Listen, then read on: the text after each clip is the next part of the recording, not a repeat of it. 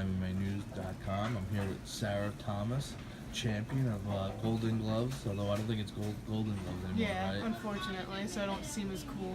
What did they change the name to now? Ringmasters. Rings Masters, yeah. 'Cause Daily News had fallen out or whatever, Yeah, right? Daily News left, so I think they didn't have the rights to the name Golden Gloves. I don't know exactly, and I don't want to say the wrong thing, so I just know they changed the name. Fair enough. Well, congratulations on your tournament victory Thank you. at Madison Square Garden. Also the female fighter of the night. Yes. Big congrats on that. Tell us how you feel and your thoughts about your fight. I feel good, and I enjoyed it because there was actually, my weight class had the most amount of women, so there was good competition, and I also think that I got to fight some of the best girls in the tournament too, which was cool. I mean, there were a lot of talented girls, but I was glad to have that level of competition. And winning felt really good because they compressed the tournament. It used to be like January till April. It was like all within a month's time, so I had to cut weight a bunch of times and fight like back to back, and it felt good to get it all over with and do it. And you were talking about cutting the weight, and they're not spreading it out, so you're gaining weight, losing weight. Yeah. Obviously, that I'm sure makes the life a lot easier, right? Actually, it made life harder. Oh, really? Okay. Because I cut from higher than I probably should have, and I haven't done a same-day weigh-in in a while, so I was doing day before weigh-ins with kickboxing, and because of that, I would cut out water, but with the day of weigh-ins, I was trying to cut down to the weight, so I actually made my body fat lower and tried to walk around closer to it, so it wasn't as good for me as a woman.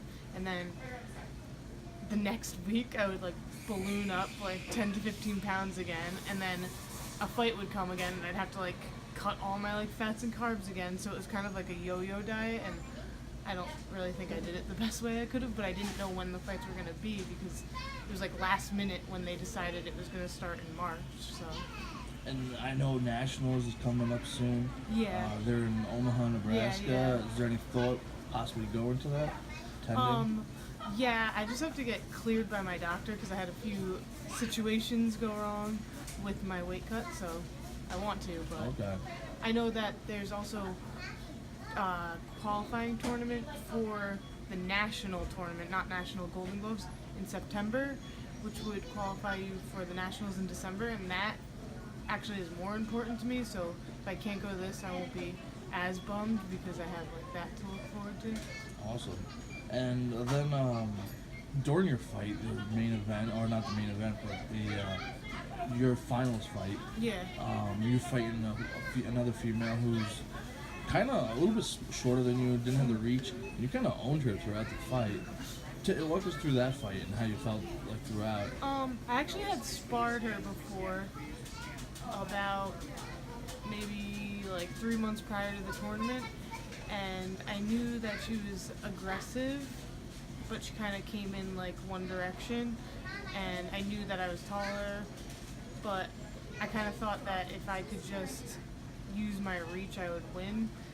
I knew the only thing I would maybe have an issue with is if she came in, because she would throw a lot of punches, so she might beat me based on volume.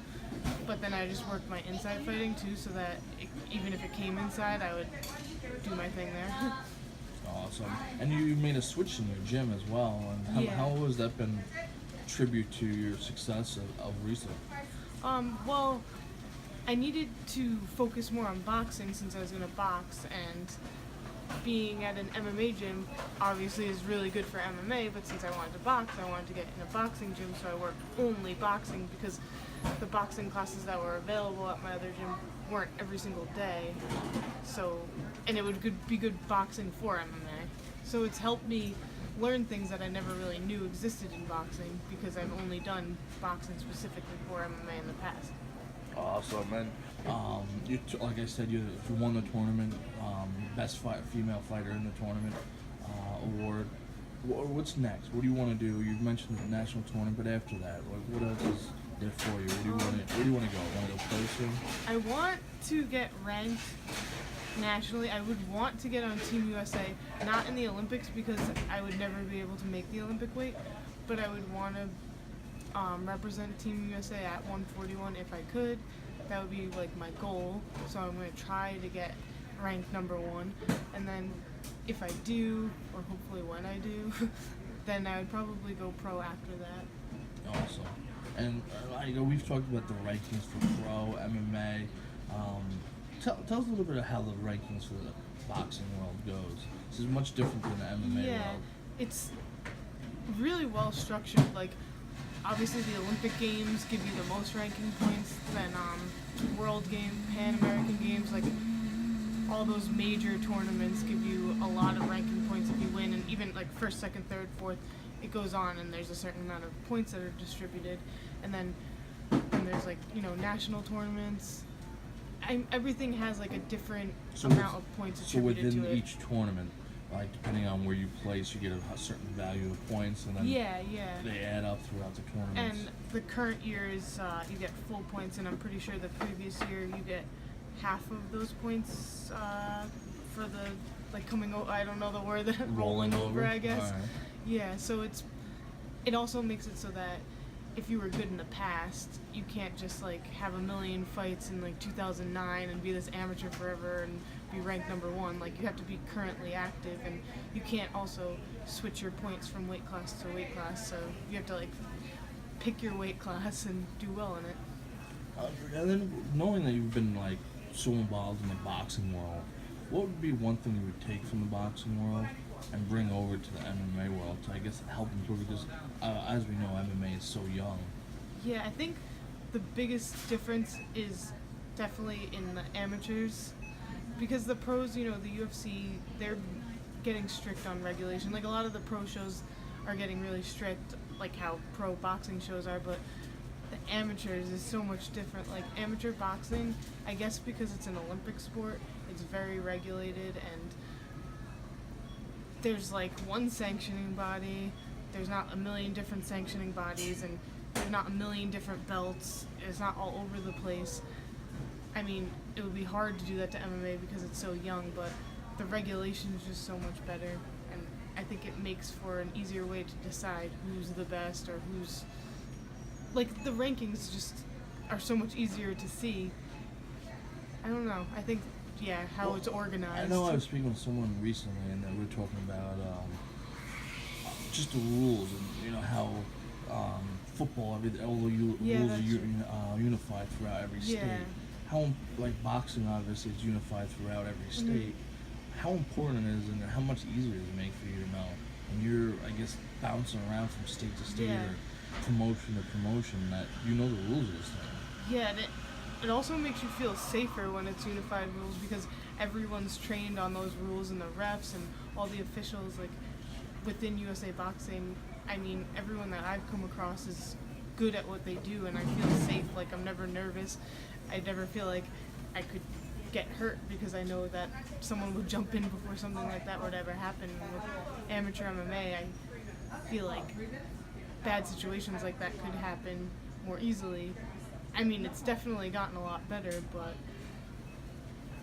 I just wouldn't feel as safe walking into an amateur MMA fight as I would into a boxing fight. That makes sense, because, you know, less gap between the amount of people who are certified for that one specific set of rules, where, like you said, MMA, everyone's kind of all over the place with what they're certified in and what their knowledge of the rules are. Yeah, like, I know some of the sanctioning bodies in amateur MMA are good, and then there's some that are like completely opposite from that, and that's kind of scary. So there's not, like,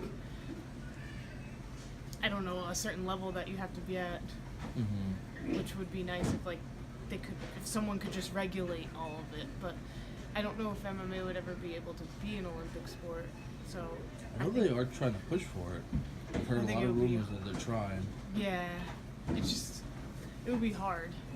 Yeah, I think they need to first, you know, settle things within the sport, like the rules across every state and everything. So, because I think females in the Olympics for boxing, I think 2012 was like the first year. So, for example, Friday night at CES MMA in New York, one of the fighters, Sergio Da Silva, gets kneed in the head. Oh my and God! people were trying to figure out, is it one up. knee, two knees, both hands?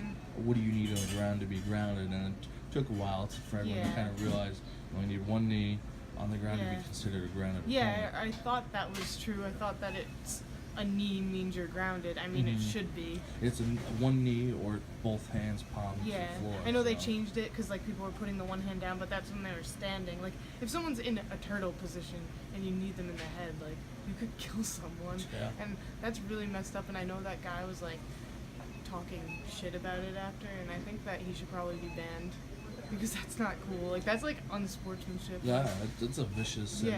And the guy's obviously had several pro fights, so Yeah. should know the rules. Yeah, yeah.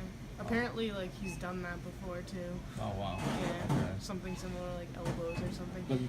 But then you get like last night I was watching Ryzen, and they have no elbows in some fights. Because last night they allowed a lot of elbows, but they're allowed to like soccer ball kick someone's head while they're on the ground, or knee them in the face Yeah, while they're that's ground. crazy too. Like I don't know how, because the rules with like boxing or wrestling or any of these Olympic combat sports, it's all unified. But when some places are doing all these different things, and then some of the rules are confusing. Like even that guy Marab that fought.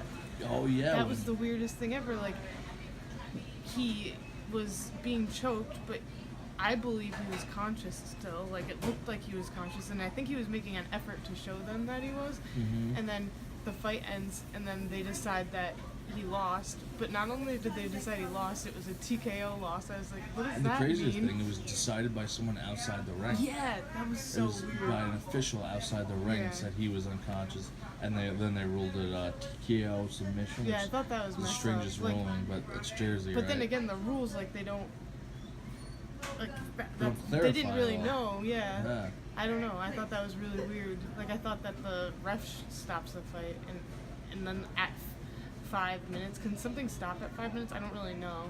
I guess.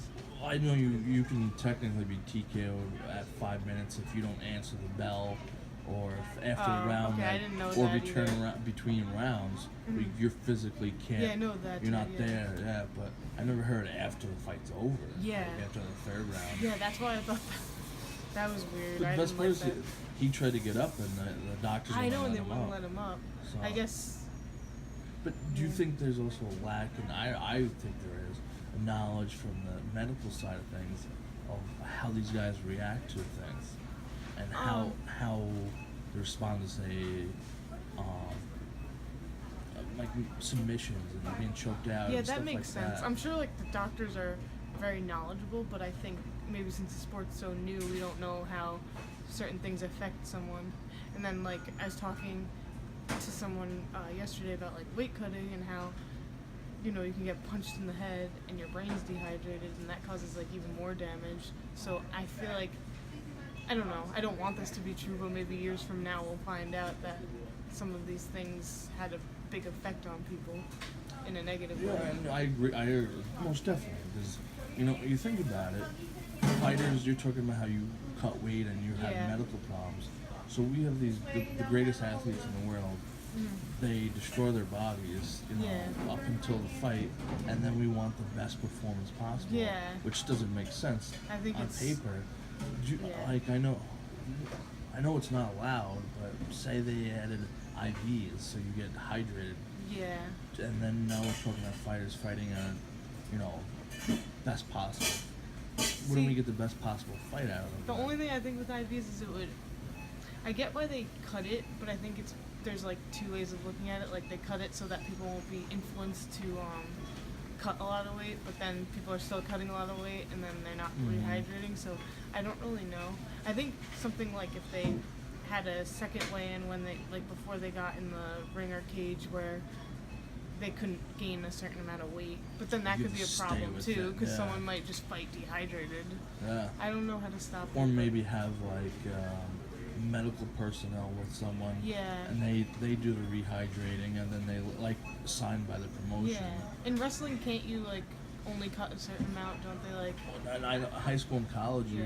you're limited to how much you can lose within a certain amount Yeah, of time. I think they should do And you can only go down to a certain amount depending on your body weight that. Yeah. and your body fat. So Although then people might oh well, if it's body fat too, because I was gonna say people might weight cut for the weigh-in to Yeah. figure out how much they can weight cut. in high school, I know before you can do it, they test you to see if you're hydrated or not. Yeah. So if you fail a hydration test, you have to wait even longer to okay, that's start smart. cut. Yeah. I think that, I mean, if they're doing that in high school wrestling, like, why wouldn't they do that in the UFC and all these promotions that have all this money? Like, they're not paying the fighters that well. And Or at least make them safe. Yeah, and say the wrestling match in high school, and the wrestling match is on Friday, and we're on Monday. We got 5 days to cut weight. You can only cut a half a pound a day. Yeah, so, that's so. So you get up to like 2.5, 3 pounds, or up to that. You can't cut more than that. I know some people would be mad because they like having their advantage, but I just think that it would, in the end, make everyone safer. And